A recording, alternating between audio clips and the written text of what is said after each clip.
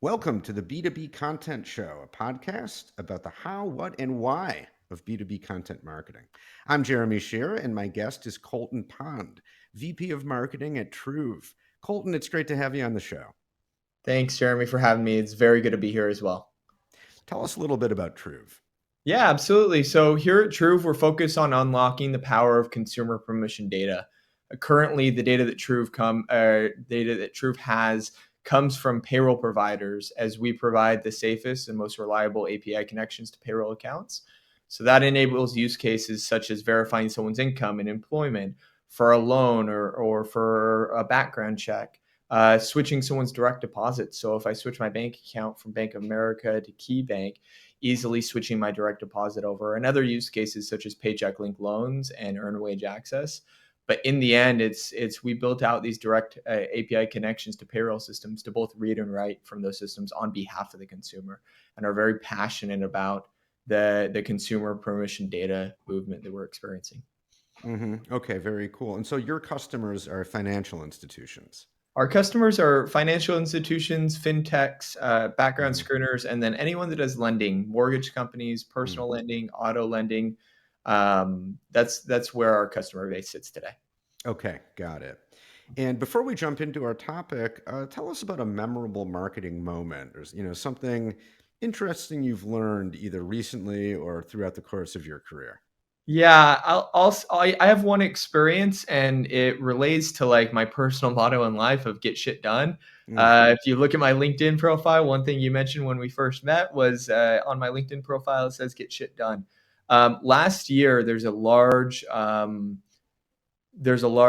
financial conference called Money 2020 that's hosted in Vegas every year. About 20,000 people come down to Vegas for this conference. And at my prior job, we thought about how can we make a splash here at this large conference where every vendor in financial services is at. And what we actually did is we partnered with one of our customers and we rented out one of the restaurants right at the entrance of the exhibit hall.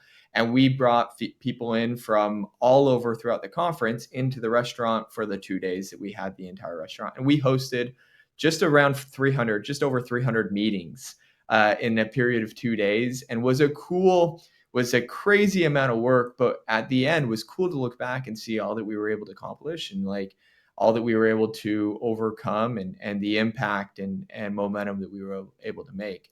And I've taken that experience and said like, hey, how can I apply this to other aspects? There are things that we do in marketing that are very difficult. In the end, even as a head of marketing as myself on the executive team, times you just got to roll up your sleeves and literally get shit done, right? mm-hmm. 100%. And especially if you're on the executive team, right? Sets a great example for everybody else. Yep, 100%. One of my biggest things I've noticed of good leaders and poor leaders is good leaders aren't afraid to roll up their sleeves and lead by Mm, example and like actually execute outside of just yeah. providing the strategic vision for the organization. Yeah, 100%. So now our topic today is creating communities around content.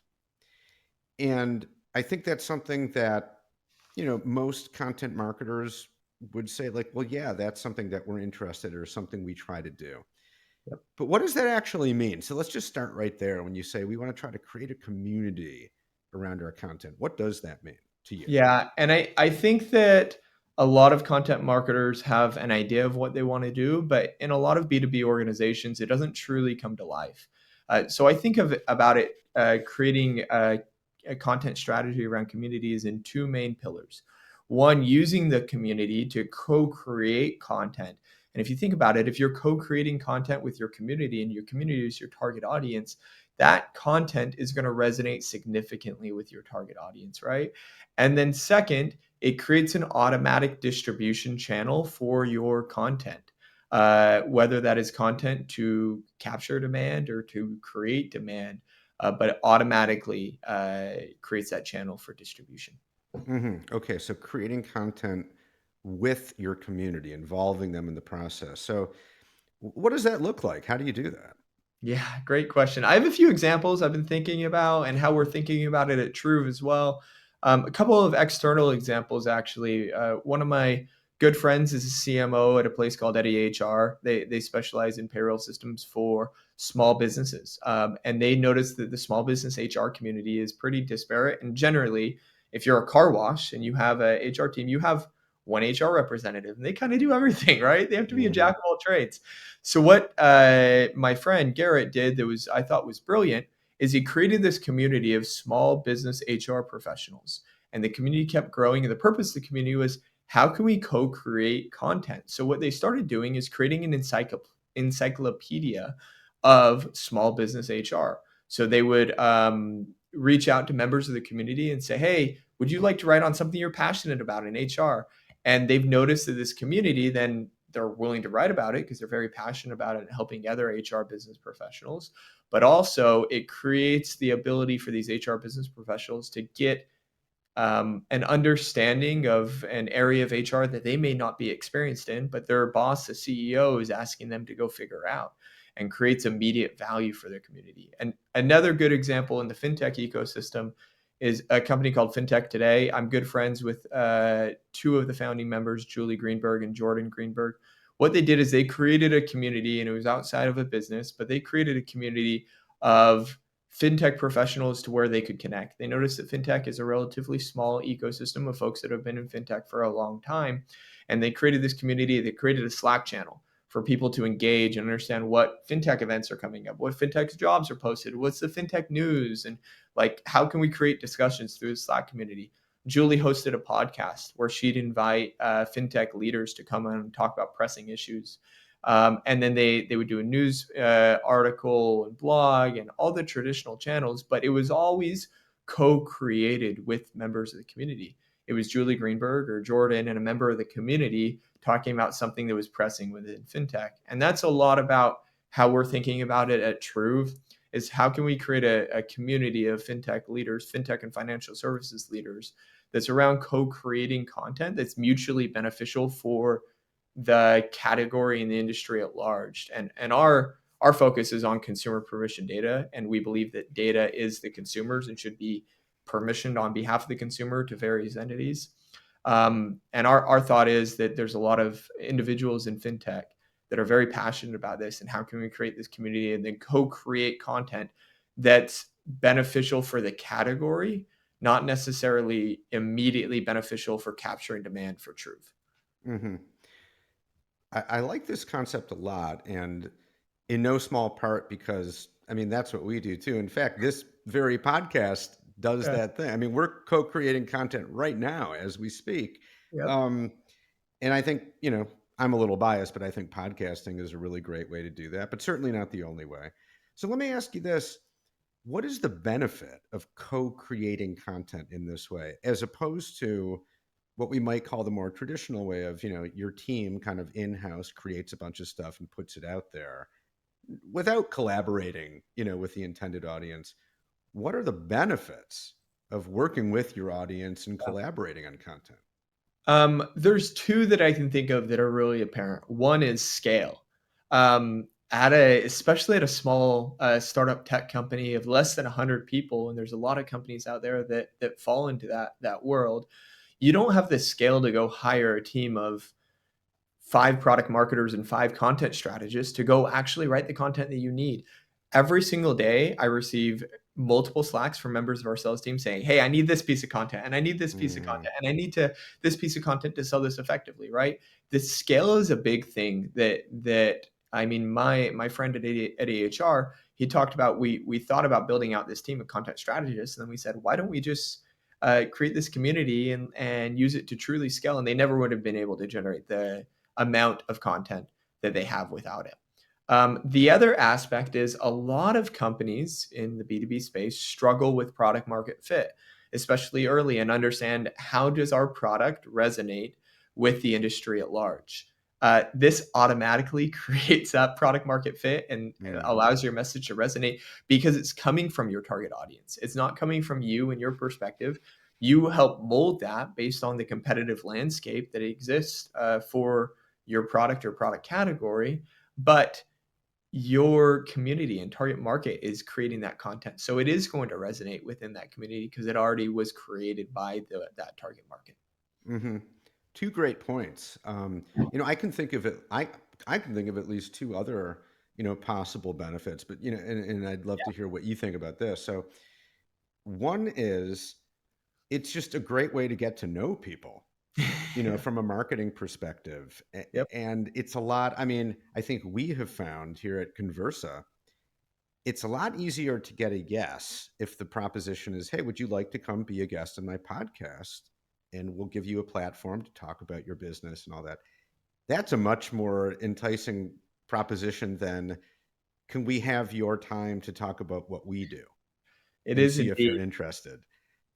It, you know, and I'm the same way. I mean, I'm sure you do too. I get emails all the time like, hey, can I have 15 minutes of your time to talk about how we can help you do XYZ? 99% of the time, maybe even 100, it's like, no, Yep. because I don't know you. Yep. And, but every now and again, it's like, hey, would you like to be a guest in our podcast? Or we want to interview you for this article. I'm like, oh, that sounds interesting. That Mhm. sounds more like a discussion, It and you're does. not trying to sell me something. So yeah, I'm almost always going to say yes to that, unless it's bizarre, or something I just totally don't want to do. But it's usually not. So that's one. It's a good way just to connect with people and get to know, like, in a non-sales way. And then two, I think there's an argument to be made that it can create better content, because instead of, it's not just everything coming from your own head or like your own in-house bubble. Yep. Like you said, you're reaching out to the very community you're trying to connect with and getting a really wide variety of opinions and just ways of thinking Mhm. that you otherwise wouldn't be privy to, and that you're literally using that to create your content. And it's just going to make it more diverse, more lively, more engaging, I think. What do you think? Resonate more as well, right, with your audience. I love your first point, Jeremy, because a lot of people that don't come from B2B don't fully recognize this, but B2B buying cycles are relationship based. Yeah. Your product has to be great, right? When the product evaluation happens, but you're not even going to have a foot in the door or a seat at the conversation table unless you build relationships. Yeah. And creating this community enables you to build relationships with target decision makers at organizations that are a good fit for your product, and that's truly kickstarts the buying cycle. Yeah, it's a great point. And you have to build relationships that are based on trust, Yep. right? I mean, that's kind of the point of building the relationship, is like, oh, you're no longer just a stranger trying to sell me stuff. I know you a little bit as a person and someone who knows their shit, and if you're creating content with someone, you can demonstrate by actually following through and then creating the content and putting it out there, that, to round back to what you said up front, that you actually get shit done. You do Yep. what you say you're going to do. It's a Yep. great way to demonstrate that right up front, as a way to start off a relationship. It kind of automatically helps build trust, I think. I completely agree. Yeah, and I that's why the strategy from a using communities to build content really resonates with the marketing strategy we're pursuing at Truv, and I've pursued it at other organizations as well. Hmm. Now, you guys have had some experience with podcasting, right? We do have a podcast Yeah. currently kicking it off the ground right now, but yes. Yeah. So tell us a little bit about that, what the podcast is about, and sort of the what it means to get it kicked off the ground, sort of the process you've gone through to come up with the idea and get it started and all that. Yeah, great question. I would say right now we're revamping a lot of how we think about it. The podcast is called Seeking the Truth. It's all about bringing financial services leaders on to be able to talk with a member of our executive team about pressing issues in the financial ecosystem, whether that is consumer permission data or other topics, but pressing topics that financial services leaders are thinking about every day and trying to understand how to solve. Um, I think about the podcast as we mentioned, Jeremy, as one channel or one aspect of this broader community. Folks generate and consume content through various different channels, whether that's Slack or a blog or a newsletter or podcast being a big part of those, because you can have real conversations with folks. And that's how we think about our podcast as like a fundamental aspect of our community that we're building of these financial services leaders.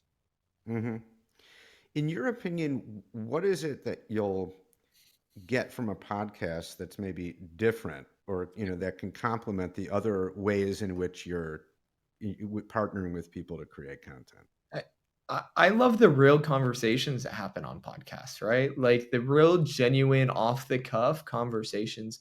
A lot of the other mediums you have, if you write content, you have time to really think about it, right?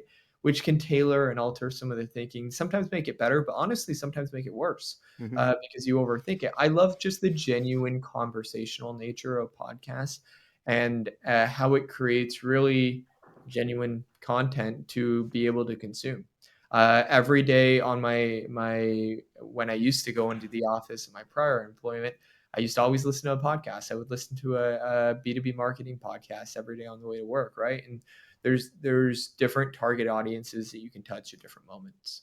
Hmm. I'm right there with you. Yeah, I think a lot about just the nature of conversation, like the conversation we're having right now.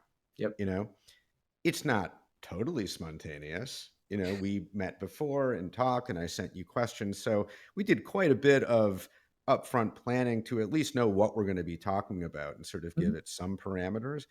But within that, we're just talking now, right? Yep. There's no script. Nope. And I I think that's good in all kinds of ways. It's fun, Yeah. and it's it's spontaneous, like you said. And I think the part of the value of spontaneity is that as you're talking, you can discover ideas or refine ideas in a way that's different from if you're writing a blog post, say, and that's a lot of sort of thinking inside your own head, like, well, what is it that I want to say? Also, a very, very valuable process, but Yep. it's usually singular. Like writing is you do it on your own usually. Yep. Talking like this, it's like the meeting of minds, and you're not sure what's going to happen. But often, if you're good at conversation, some really good, interesting things can happen. Yep, I completely agree, and that's one of the reasons why podcast when I came into Truv was going to be a fundamental component of our content strategy and our strategy to build a community. Yeah, well, I certainly love to hear that as a fan of podcasts and a big proponent. So that's awesome that you guys are doing that. So, wrapping up a little bit, what would be your advice for listeners who hear this episode and they're like, "Yeah, this is a great idea. We want to start doing more of this, creating content with our audience, with our community." What's your advice for marketing teams as a way to get into that? Yeah, that's a really good question. So I have two aspects. One aspect of like creating content and advice for creating content, and two around creating the community and how to really kickstart creating that community. On the creating content, I've been thinking a lot about this as we hire a head of product marketing over here at Truve, and I've interviewed probably over 100 people over the past month for the role. Um, and what I've noticed is in the B2B space, you get folks that will focus on that come from the B2C space, and a lot of their thinking revolves around the end consumer, right? Hmm. And then from the B2B space, you get folks that come just from B2B and they think, oh, only about the business decision maker. Let me sell to the business decision maker. Both are fundamental in your content strategy. You need to be able Hmm. to talk to the business decision maker because that's the person that you need your message to resonate with, but with the end consumer in mind because that's how they think through problems is how to solve problems for my end consumer. And I think as much as our content strategy can encompass both of those, then accelerates what we're doing from a content strategy perspective.